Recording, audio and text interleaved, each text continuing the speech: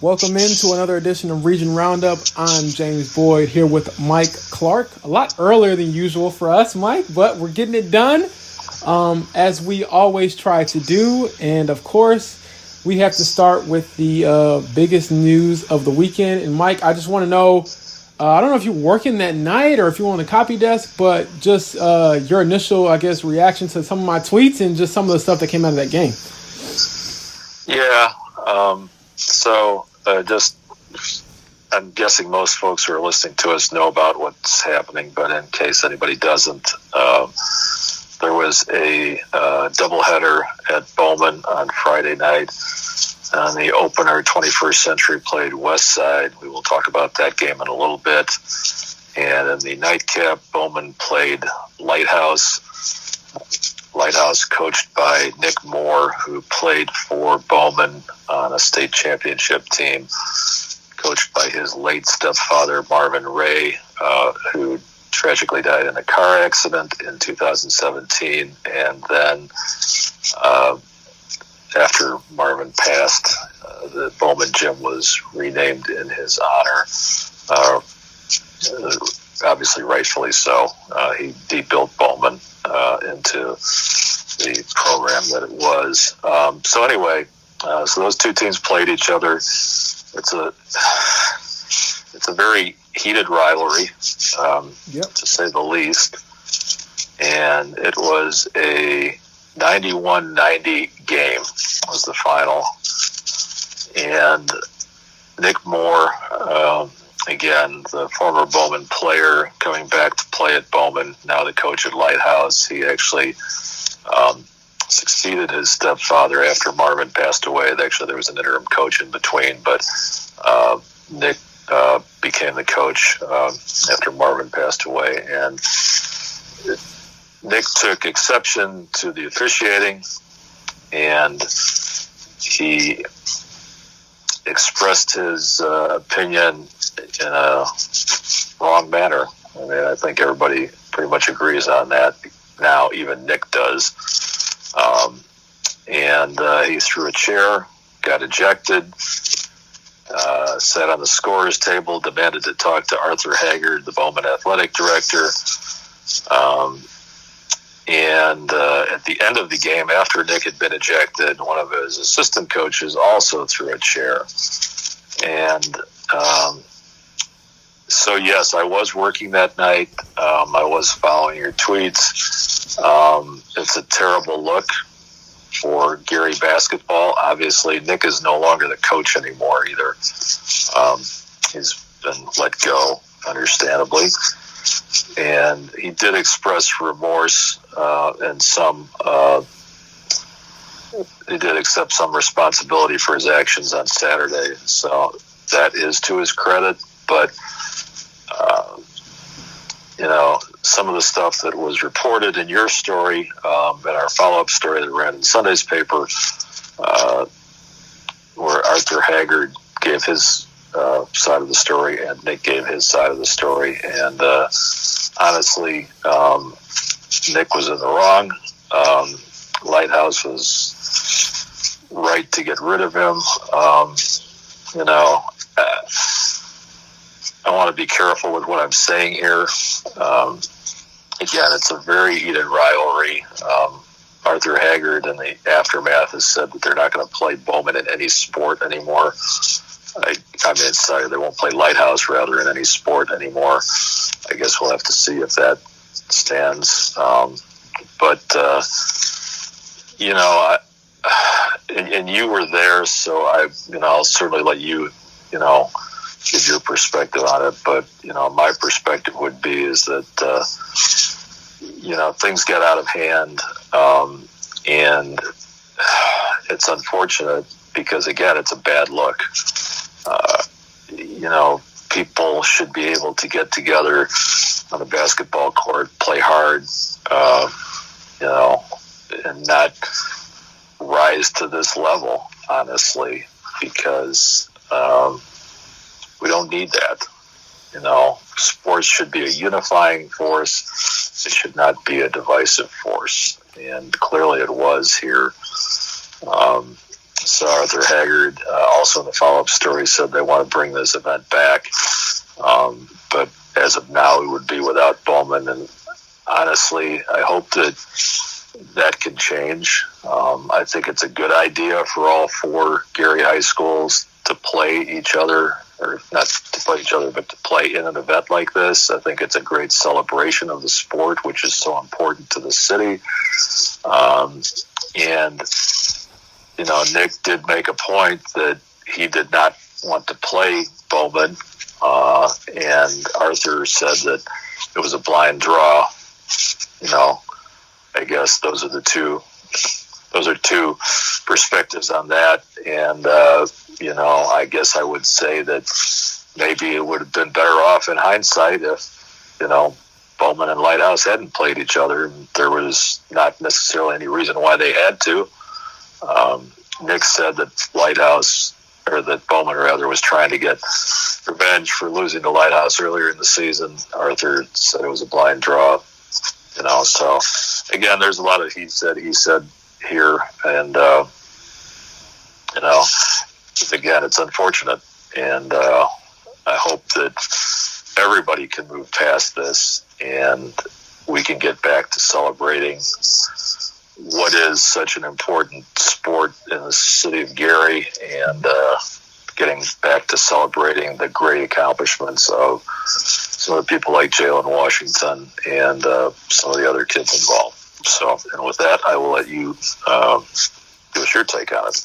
Yeah, so I was there, and the craziest part I kind of want to point out is that Karan Davis for Bowman scored 41 points in the 91-90 win for his team. 41, I believe, is the most I've seen in person for a game I've ever covered. And I didn't even talk to him because that was yeah, seriously, Mike, it was honestly like the 5th most important thing to try to get information on or try to track down after the game, simply because when it got to about the 3rd quarter, that's when Lawrence Sandlin, the athletic director for Lighthouse, got ejected. Near the end of the 3rd quarter, near the start of the 4th quarter, he got ejected. This was, and just so everyone knows, this was not a huge deal. He got on one of the referees. The referee didn't like it.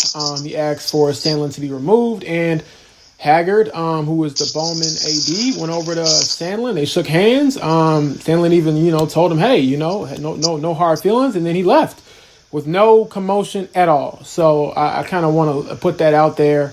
I know in my story, I wrote that he expressed his displeasure with the officials, and I wrote that he did not respond to my request for comment. So I do want everyone to know that I reached out to him, and I told Nick and Haggard when I reached out to them Saturday, I was like, hey, I know there's going to be some things in here that you all on both sides might not like, but I have to tell both sides.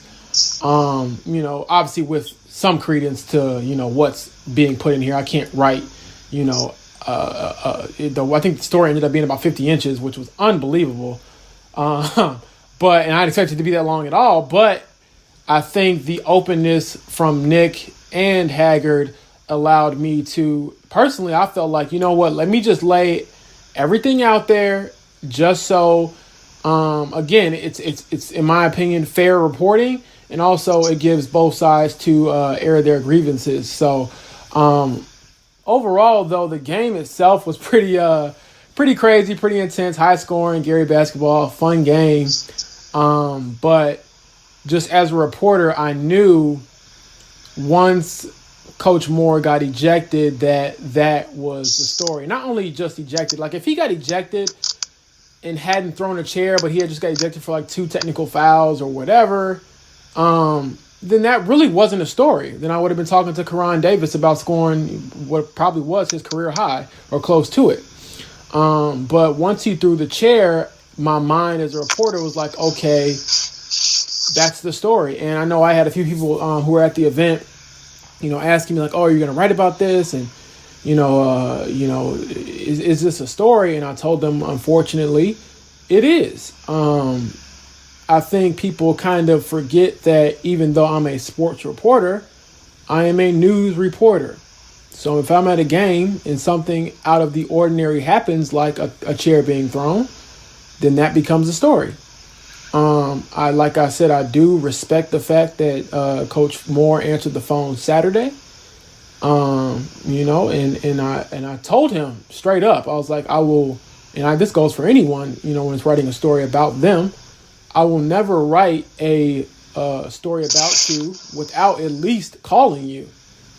Now, whether you want to talk to me or not, that's your choice. But I think that as a good reporter, like any good reporter would do, you call the people that are involved, which I did. And I laid it out there. And, I'm not going to go back through the entire story because, like I said, it's 50 inches. I think it's over 1,000 words. So if you want to go and reread, and trust me, I looked over every single word, Mike, to make sure, because it's one of those stories where you don't want to go back and make changes. You don't want to have to come out and say, oh, this was a mistake.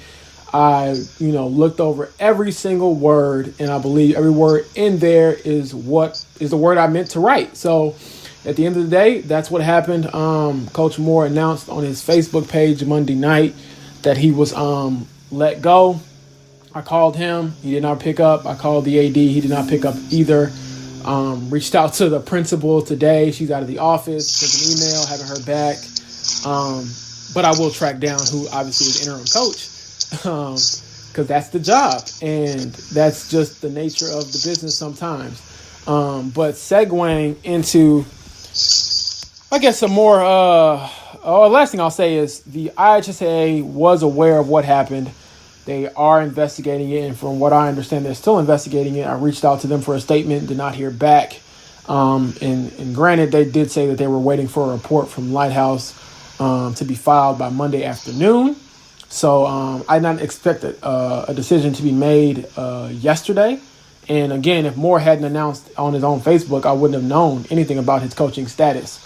But obviously there are some things to consider after that, like is anybody else on his staff going to be let go? Like you said, the assistant coach, Kevon Ford, who was also a member of that state championship team in 2010, he threw a chair. So is he gone? I don't know.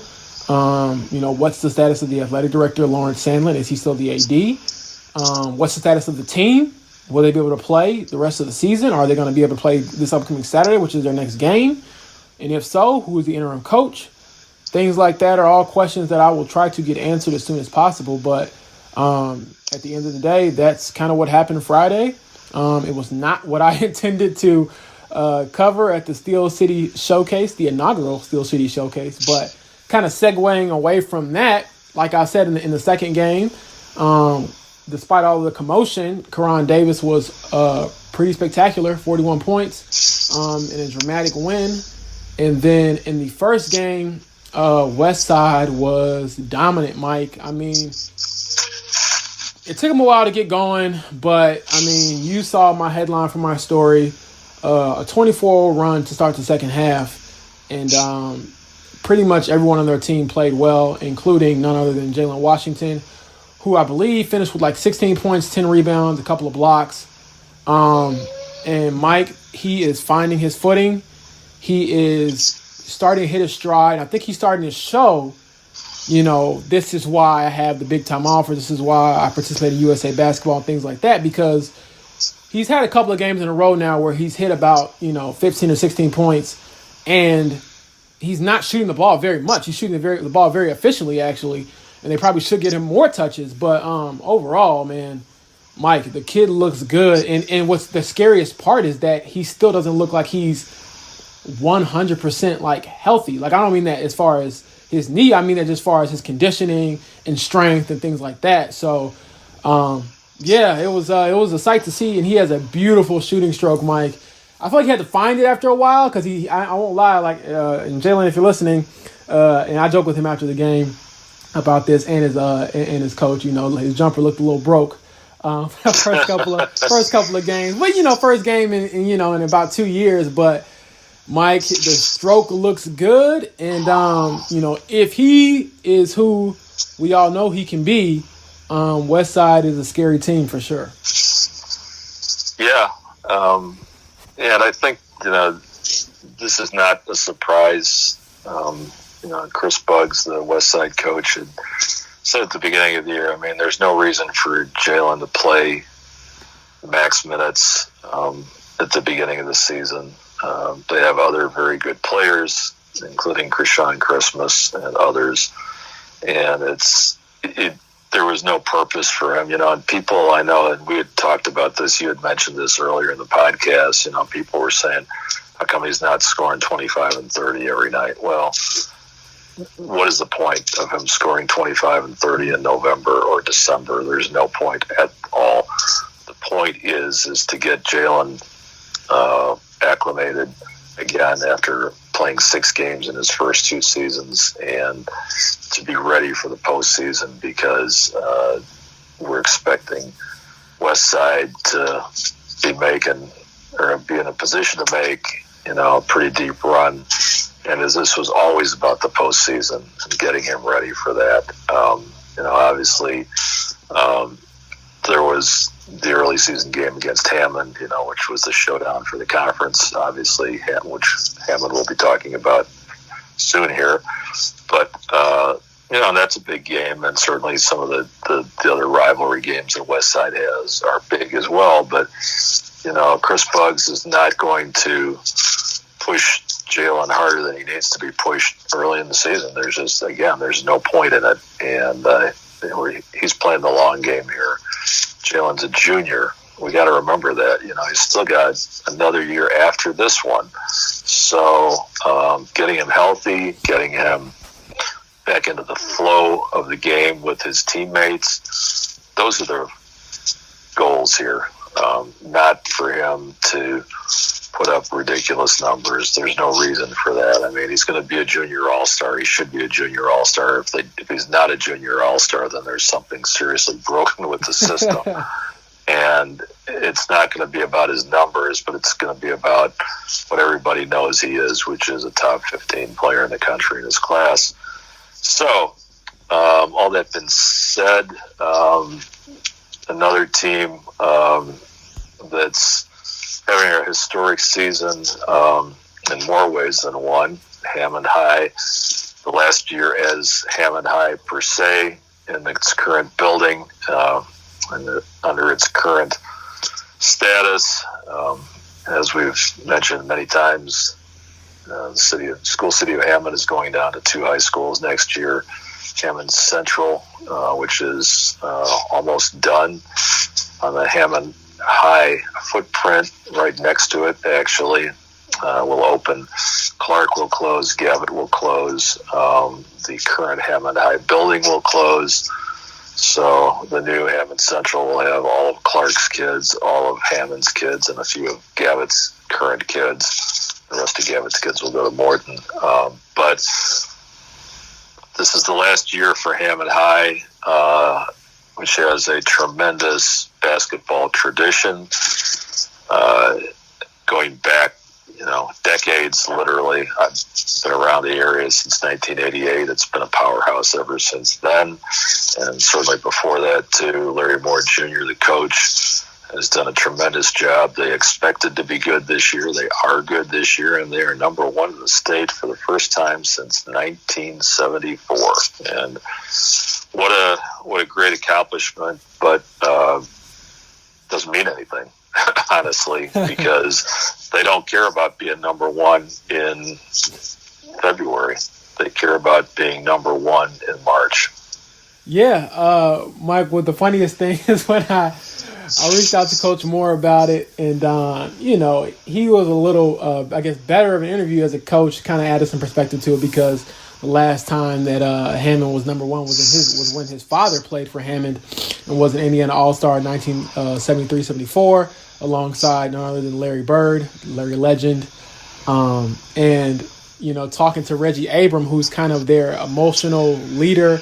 And in my opinion, an argument can be made that he is the best guard in the region. Not talent-wise, but impact-wise. People might, look at me and roll their eyes when they hear that. But unless you've seen him play, you can't really, deny it. Like, if you see him play, what he does for that team, defensively, offensively, energy-wise, and just having no fear at all. You kind of understand where I'm coming from. But when I talked to him about being number one, he was like, yeah, cool, whatever. I'm paraphrasing, but yeah, cool, whatever. We want to win state. So that's the mindset. And I know people, I hear all the time kids tell me they want to win state, which is obviously the goal for any high school athlete. But it's very realistic for those Hammond Wildcats, simply because they're so balanced, they're so well coached, and they're so experienced. I mean, they have a bunch of seniors, a bunch of guys who's played together, been through the highs and lows of everything. And, I think barring any COVID-19 interruptions, their shot to get to Indianapolis is about as good as any program in the region, boys or girls, and that includes Crown Point girls. Seriously. I think that they're that good. I've seen them play, and they can win big. They can win close. They can win ugly. They can. I mean, they figure. I mean, they're literally one point away from or rather 2 points away from beating Lawrence North in their first game of the season, who is ranked highly in Class 4A. So they're like a couple of points and a couple of possessions away from being undefeated. So I think the one thing I wanted to kind of drive home in the article that I did was that this means a lot to the Hammond community, and I'll probably have to do another story on it eventually, probably closer to the postseason, just because those folks really, really care about Hammond High. And I think the most disappointing part about this season, even though it's a great one for them, is that they can't have the usual fanfare and graduates and alumni at their games. Like, I was talking to Coach Moore about it, and he was just saying, could you imagine what our gym would be like, or what the Hammond Civic Center would look like if we were allowed to have fans? Is there something to change in the future? Yes, might be able to have the 25% fans, things like that. He was telling me that things have not changed at Hammond High just yet as far as their attendance. However, even beyond that, Mike, if we were in normal circumstances with this team at the Hammond Civic Center, with their history of basketball there, I feel like it would just be something like out of a movie, because everyone's talking about this team, and rightfully so. I mean, and they play a very tough schedule. They don't play anybody easy. And I was joking with Coach Moore that for the first couple of weeks of the season, they were an Indianapolis-based team, because that's where they played. Right. And they're one of those programs, along with a couple others in the region, that aren't afraid to go play anybody, anywhere, anytime. And for the most part, they beat anybody, anywhere, anytime. So, we'll see how it goes. I think that the players have kind of leaned into that pressure of being, expected to be great. They enjoy it. They embrace it. But, I mean, every time they step on the floor, those guys play very hard. I think, like you alluded to earlier, they beat Westside early in the season, which was very impressive. They flipped an 11-point deficit in the fourth quarter to a 10-point win over one of the best teams in 4A in Westside. So, I'm excited for them, and I think that it's definitely some good news to just have around the region throughout a really weird season with all the starts and stoppages, just hoping that they stay healthy as well as others, and they get a shot to, end the season on their own terms, whether that's, at state or not. We'll have to wait and see. Right, and speaking of playoffs postseason, the girls' postseason starts in a few hours as we record this. Yes. And you took a spin around the region all the way from Clark out to, what's the farthest one? South Central, maybe, Westville, out in LaPorte counties, and everywhere in between. And had a little data point about all 39 schools that are actually participating. Not everyone is participating because of COVID and other reasons. Exactly. We had River Forest and Whiting drop out. One thing I'll say is I will not be repeating all 39 things that I wrote about the 39 teams competing, because that's why I wrote the article. You can go check it out. You can assume what's written about some teams. Others, I had to kind of honestly grasp for a few straws. Coaches might not be as available to talk, or they don't really update things on Max Prep. So some of the stuff I had to do was based off, the team's recent success or, their schedule, last win, things like that. Might not be the greatest tidbit, but something just to get everyone excited and for everyone to be included. And one thing I do want to point out is I know everyone thinks Crown Point is great, which they are. But one team to keep an eye on is Andrean.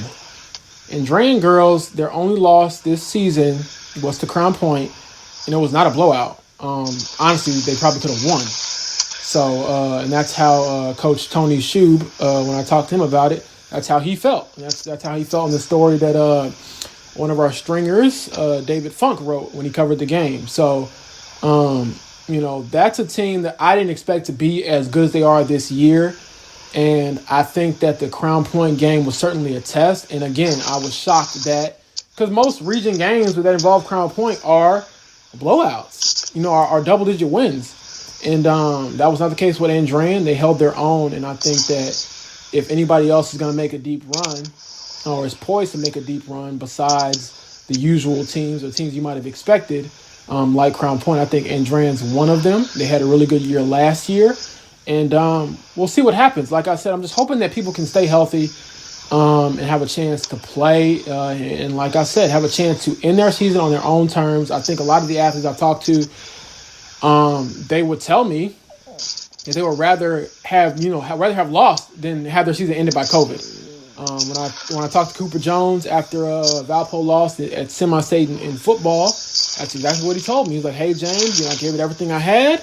And we just weren't the better team, but it's still better than just not knowing what could have been." So we'll see what happens. I'll be heading out to Chesterton for their sectional first game. I believe it's Valpo and Portage. Second game tonight is Lowell and Crown Point. I'm excited for it. It should be fun. You know me, Mike, when the playoffs get here, a little more energy in there. Of course I have my mask on, but I'll be smiling the entire time because I love playoff basketball. I like it when it's do or die, man. This is when you see who's ready to give it their all, and I'm sure all of them will, but who's ready to advance and things like that. And sometimes you never know what can happen when it's a one-game elimination tournament. So on any given day, any team can win. So I'm excited to kind of see what unfolds, both the expected and unexpected. Right. And with that, we will move to another sport. Does not feel much like we're getting ready for baseball right now. We just got a foot of snow dumped on us, and we're expecting the coldest temperatures of the winter this weekend. So when you head out for sectional semis on Friday night and sectional finals on Saturday night, it is going to be a cold one. But my column from last Friday was about baseball, specifically youth baseball in the city of Hammond. None of the 4 youth programs played last year because of the pandemic. That is Hessville Little League and then the 3 Cal Ripken Babe Ruth leagues, which are Lakeshore, Hermits, and Optimists. And I talked to Roger Brock, who is the president of the Hessville Little League, and Don Tomich, who is the player agent. And it was good to talk some baseball. And for the folks who've been around for a long time, what baseball is in Hessville. Hessville is a baseball hotbed. I wrote about Cody Earl a few times this past year. He was the Times Player of the Year in 2015 when Morton shocked the world, I would say, with not a lot of exaggeration, by winning a 4A sectional. And he was a product of Hessville Little League. And Don told me with a lot of pride that 8 of the 9 starters on that 2015 Morton sectional champ came up through the Hessville Little League. So just a tremendous amount of tradition there. Little League and town ball in particular have had some tough times lately. A lot of kids have gravitated toward travel ball, thinking that's their best way to get noticed. in terms of getting college scholarships and maybe even beyond that. But there's a place for town ball, and there always will be. It's where kids get started with the game when they're 4 or 5 years old playing t-ball. And, kids need a chance to be kids. And while travel ball has its place as well, not every kid and not every parent is in a position to drive their kids all over the Midwest every weekend playing 70, 80 games a summer. And not every kid wants to do that. Some kids want to do multiple sports. And when you're a kid, that's what you should be able to do. You should be able to do stuff that you want to do and not necessarily be locked into the travel ball thing. I mean, some kids, certainly, lock into baseball early or softball, and travel ball, gives them an opportunity to really focus on that. But again, town ball has a role, and Hessville has got a great tradition. And one of the things that makes Hessville really special too is that you've got a bunch of people who are running this league and who are affiliated with it who have no skin in the game. They don't have kids in the league. At one point, many of them did have kids in the league, but their kids have moved on. They're adults now. Some of those kids have their own kids. And it's just a real strong community. And there are a few other people besides Roger and Dawn. Vern Jefferson, who runs the Hammond Hurricanes senior Babe Ruth team, the 16 to 18-year-old team that's won state championships and gone on to regionals and other major tournaments. He has also helped the Little League by holding clinics for them. Scott Lush, who is the coach at Morton, has also been a real big supporter of Hessville Little League. It's one of his feeder programs as well. So it was, to me, a real good feel-good story. They're getting back out there again this spring. And the news peg on that was actually that they just started tryouts, or not tryouts rather, but sign-ups rather. And those are going to be going on at the Gene Shepherd Community Center, right off 8094 at Kennedy Avenue there in Dowling Park. So if you live in Hessville, and actually if you live in Griffith too, because Griffith is now part of their boundaries, because Griffith does not have its own league, and you have a kid who's interested in playing baseball or softball, be sure to check them out. You can find the story on our social media, on our website. It's got all the information. And again, be sure to check it out. But so that's a really cool thing that's getting started again.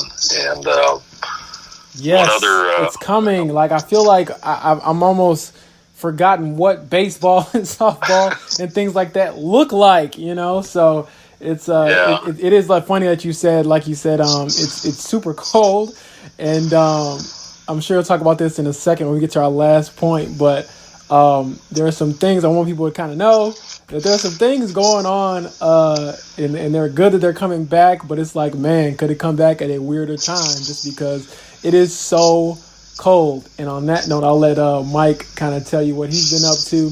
I've seen some tweets about Twitter previews courtesy of his other gig, but it's just funny seeing that we talked about in the last podcast, Craig Bozia, who's the new Crown Point coach, will be gearing up for some very cold football. But until then, we also have some basketball, other things that have been green lighted. So, Mike, if you could kind of explain what the heck happened in Illinois. 2 weeks ago we thought nothing would happen at all, and now things are looking up.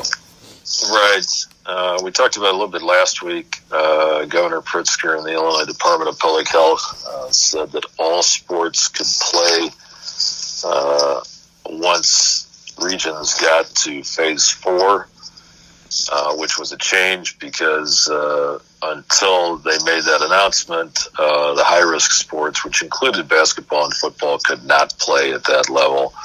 They could only practice. So now we did get the green light, and actually today, as we speak, just a few hours, well, actually maybe even less than an hour before we actually started recording here, the news came that Region 10, which is suburban Cook County, moved to Phase 4. So the athletic directors and coaches at TF North, TF South, Marion Catholic have been gearing up, actually. Tryouts for basketball started yesterday, Monday, at TF North, TF South. Marion Catholic's basketball teams actually have been working out for a little bit longer, all in anticipation of getting back at it. Basketball returned to the state of Illinois last Friday night. There were 2 games in the state, downstate. There were a handful of games on Saturday. And right now, it's kind of a free-for-all to get as many games in as you can, because basketball runs through March, and I don't have the exact date in front of me right now, and then football starts with practice on March 3rd and games on March 19th. It's going to be chilly. So basically, excuse me, it's basically flipping the schedule for the usual season, because usually we start out in hot weather and finish up in, cold weather for football. And now we're going to start out in cold weather. And actually, it's only a 6-week season, but it's something. And a lot of kids didn't think they were going to get that. And, going back to basketball, actually, I talked to Tim Bankston, who's the TF North coach, and he had lost a few kids, actually, who transferred out thinking that they might not have a chance to play. And one of them actually is at Hammond High, Julius Bird, who is, I guess, one of their players who's, part of that program, obviously given a little bit of depth and,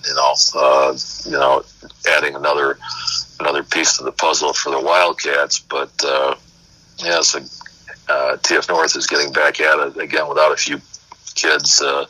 And another kid who transferred to Hyde Park. But everybody's excited to be getting back into playing again.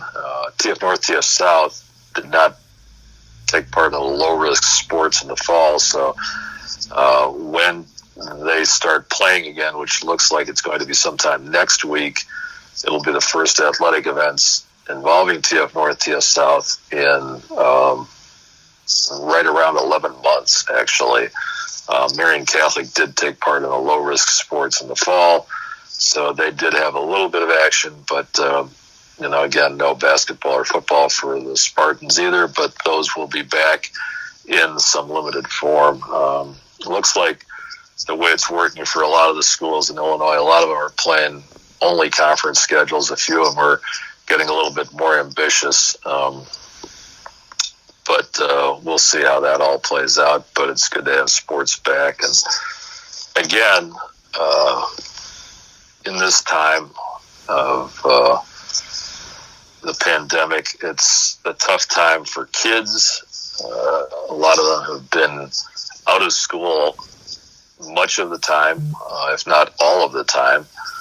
And the chances to just, again, be kids, have the socialization opportunities to be with their peers, is something that they've missed. And to have those opportunities back, the coaches are really excited and enthused about getting back to doing what they love to do as well. So, and Indiana's done, Indiana, after canceling the spring season, obviously played the fall season, has played the winter season, and those kids have had those opportunities. Now the Illinois kids get the opportunities too. We are glad for that. But again, we will also say our usual mantra of mask up, social distance, wash your hands, don't give up on any of the precautions that we've been doing to get to this point, please, because we do not want to have any kind of backsliding.